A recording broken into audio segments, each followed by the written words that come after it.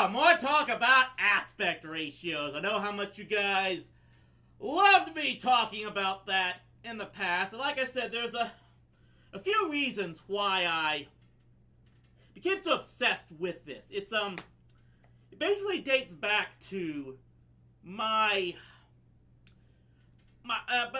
learning about the fact that, of course, VHS recordings of movies and stuff had to be edited in some form or fashion to the fact that they weren't in widescreen format. They were edited, you weren't getting everything. Now, I've heard some people talk now, just before I went on the air here, that the actual truth is they added stuff that wasn't edited and stuff, but I'll get to that in just a moment. Anyway, it's the combination of learning that supposedly old VHS movies were not the exact same widescreen format that was normally shown in theaters, combined with the fact that in recent weeks and months, as I've been getting into that old age, I've had a more desire to collect a lot of the older movies that I grew up watching in my lifetime. And in particular, most recently, these two right here. We've got It's a Mad, Mad, Mad, Mad World and What's Up, Doc. These were two of the funniest movies I'd ever seen in my life. I wanted to get collections of these. Now, the thing was, I was also collecting a lot of the old Disney animated movies from the Disney Renaissance of the 90s. And as I was collecting movies like those, and especially stuff like What's Up, Doc here, I began to notice that even those movies in DVD form with their widescreen format was, they were very similar to this 16:9 aspect ratio format that most of our TV sets use now. And at first I thought that, okay, that makes sense, that they made sense they would be similar to that. But then when I heard that 16:9 wasn't adapted until the 1980s, that made me wonder a few things. Like, are we still having a situation where, sorry about this. Are we still having a situation where even our DVD releases now of movies are cropping out things that we're missing that were in the original theatrical release? So I've been doing a whole bunch of studying and research and stuff. You guys may have heard what I said on the last video. I'll link to it when I post this online myself to figure it all out. I'll probably put these two videos together in one post on rowdyc.com. But since I posted that last video and talked about this last time on the last edition of Rowdy Live, I've done more and more research to figure out the situation. And I think I finally figured it out. As I said last time, widescreen format was not used by the mainstream film until the mid-1950s. Hi, Patrick Murphy. Glad to have you on here. It was invented in 1930, but it was not used largely until theaters and movies needed it to essentially provide something that television could not, since television used the 4:3 aspect that movies had been doing for up to that point. However, for about the first 30 years or so of using widescreen, the exact aspect ratio that movies would use was kind of all over the place. There was no set format. A lot of directors and editors would edit films to have whatever aspect ratios they wanted. Now you might ask, how do they do that? Well, it's due to a process, I believe, I had it on the tip of my tongue now, called matting. Matting. The format is called matting. That's what comes in. And what it is movies are still filmed mostly with 35 millimeter film, especially back then. Some were filmed in 70 millimeter. I know that Mad Mad World here was recorded in 70 millimeter film, but most films back then, for about throughout the 20th century, still use 35 millimeter. Yeah, your guess is as good as mine as to what exactly they use now with 21st century technology. But what it was, they would film it in 35 millimeter, but with the release dimensions planned ahead as to what the director wanted the film to be distributed in. So what it was is they'd film it in 35 millimeter, take all the film to the studio. Once you've got the entire movie laid out and edited, then they would matte it or crop it to the exact dimensions they would want to release. Trying to think now. And the interesting thing about that is, and yes, you're talking about CinemaScope. That's one of the multiple formats of filming that were used at that time, and we'll get more into that another day. I haven't seen 20,000 Leagues Under the Sea. Probably should. I've also looked at checking out The Black Hole, just for that record there. And the interesting thing here is, when movies are released, believe it or not, when movies are released on DVD, yeah, as this is the case, and probably was the case with VHS as well, the DVD producer / distributor would get the original uncut, unmatted film, and they would have to do their own matting. So they could matte the film to whatever preference they'd like. However, if you don't matte the film to the exact aspect ratio that the director of the movie intended, that's where you end up with issues on the video, like possibly boom mics being shown in the shots. Supposedly, that's actually what happened with the very first DVD release of Back to the Future, which I think is the copy I own. I'm probably going to go back and look for stuff like that, just in case.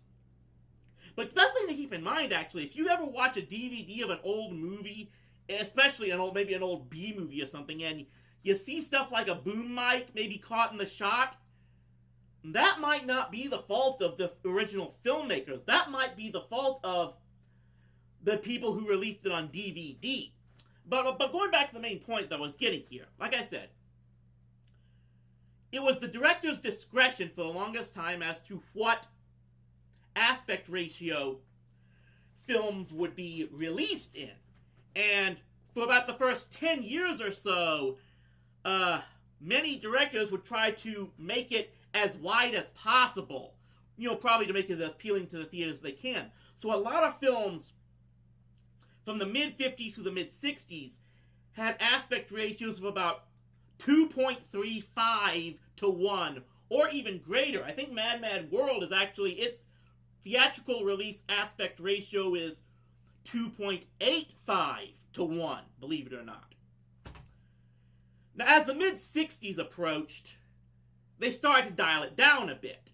And from that point on, for about the next 20 years or so, the aspect ratio still could vary, but it varied from about 1.75 to 1 and 1.85 to 1, which actually is very close to 16:9. That's what got me. That's where I made my mistake for the longest time, and show how ignorant I've been for a long time on movie making. I was not aware that the ratio of 1.85 to 1 is almost exactly the same as 16:9. And that's probably why in the mid-80s it was proposed, I forget the name of the guy who originally proposed it, but proposed that 16:9 become the official industry standard for cinema. And it basically became that by about 1990. So it used that ratio for the next 15 years or so, I suppose, I guess. And then, of course, that 16:9 became the standard for HD TV. It's what we all use now. Now, of course, in years since, more recent times, the last maybe 10 years or so, you've been seeing a lot more movies released in wider aspects. Now, whether or not this is again to try to do something television can't, or if it's just directors wanting to emulate old classic films they probably grew up studying. I can't say. It could be one or the other. Your guess is as good as mine on that thing. But I guess the main point I'm getting at is that, yeah, I finally figured out that stuff like What's Up Doc, which was released in about the early to mid 70s, I think. It was either 72 or 76, I don't remember which. Yeah, I got this DVD, and it was mostly, it filled up my screen pretty well, and I didn't think it should. Only to eventually, same as with some of the older Disney movies from the 60s that I got. I just think, am I missing something here? Was it supposed to be wider or some stuff cropped out? No, it wasn't. It took me a while to figure out. One moment. But I'm just going to give this guide to try and hopefully finish up things here, just for anyone who's watching this. If anyone catches this and is trying to get information on aspect ratios and what dimensions movies should be seen in, here's the basic guide for you. Any movie that was released prior to 1955, and especially prior to 1953, those should be in a 4:3 aspect ratio. Basically the same dimensions of that television was for the entirety of the 20th century. The old square cathode ray tube style TV sets, that's what older movies should be. Anything made from about the mid-50s, 1955, to 1965 at the latest, they very well may need to be shown in the much wider formats of about 2.35 to 1, if not greater. And the same thing goes for any movie released in the past 10 to 15 years or so. I know all the MCU films, save for the first Avengers and Ant-Man, are released in a wider screen format than 16:9. A lot of Disney movies recently, I believe like Wreck-It Ralph, Frozen and the like, those are in wider formats of about probably 2.35 to 1. Those can vary here. Anything in between there, any movie released, but basically it's here's the key thing, if it's a 4:3 format, you should see vertical black bars on the left and right of your screen. Anything released from, like I said, the mid-50s to the mid-60s, or after 2007, give or take some, those you should see black bars horizontally at the top and bottom of your screen. Anything released from the mid-60s through the mid-2000s, those movies should, but for all intents, fill up a standard 16:9 HD TV screen fairly well. If you want more details on what the movies or aspect ratio speed, there's actually a couple of places you can go. Either Turner Classic Movies website, tcm.com, or IMDb. You can go on to either of those sites to get information on that. Really just input a Google search, the title of the film you're looking for, and aspect ratio. You should get a link to either TCM or IMDb for what those specifications were when they were originally released. So that's more education on the details of film aspect ratios, what I've learned, and hopefully have passed on to you guys. Hopefully, if I help someone else down the line, I hope I've done some good there. Or maybe I've just demonstrated how much of an idiot I am, having to learn stuff that much you guys already knew.